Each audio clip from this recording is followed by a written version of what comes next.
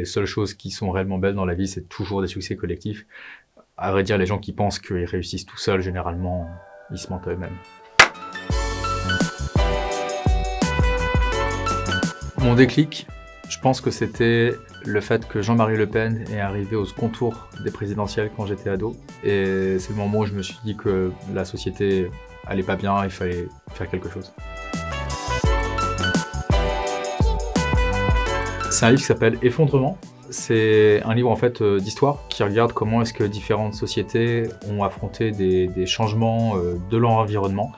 Et ça parle beaucoup de sociétés qui sont effondrées, mais ça parle aussi de sociétés qui ont réussi à surmonter des vrais défis environnementaux. Et moi ça me donne de l'espoir puisque on sait comment s'en sortir.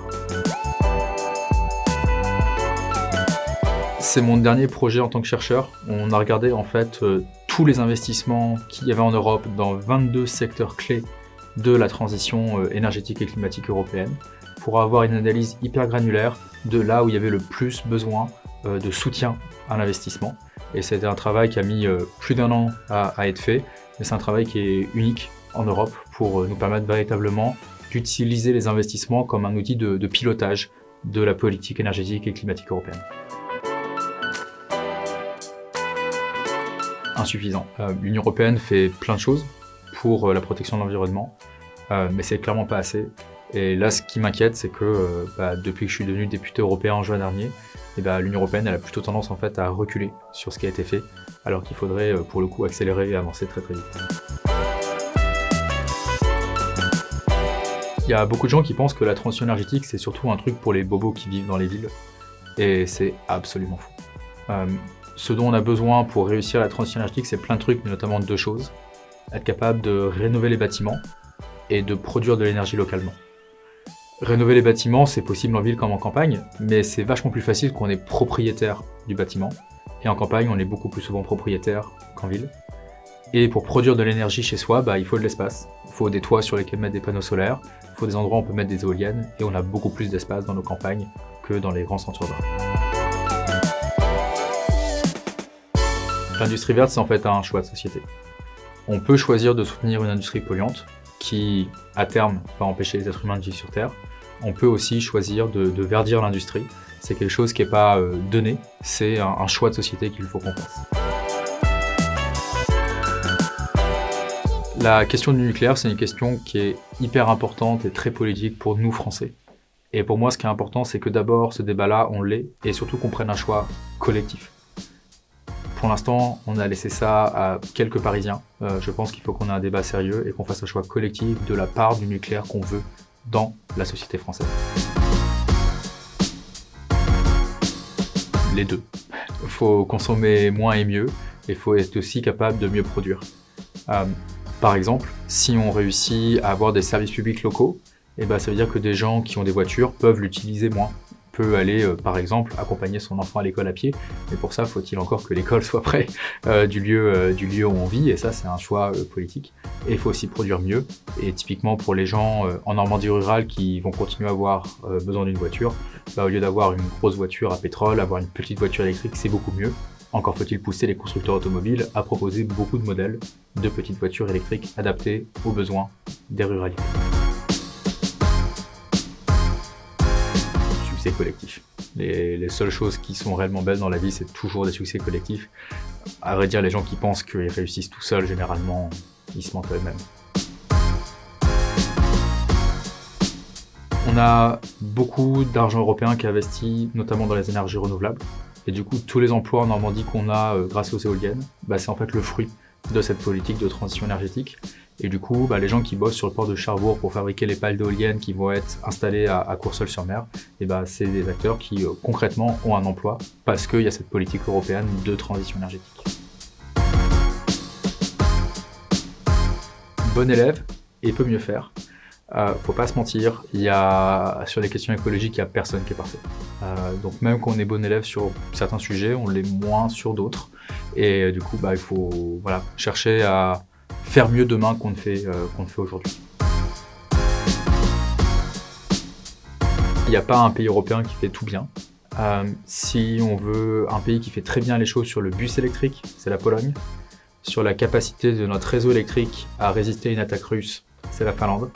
Sur la capacité à avoir des bâtiments bien isolés, chauffés par des réseaux de chaleur, c'est la Suède. Sur le déploiement de l'énergie solaire, c'est l'Espagne. Sur l'éolien, c'est le Danemark. Et sur certains sujets, c'est parfois aussi la France, notamment sur la qualité du réseau électrique qu'on a. Et moi, ce que je pense, c'est qu'en fait, on regarde ce qui se passe bien dans tous les pays et on essaye de faire ça à l'échelle européenne.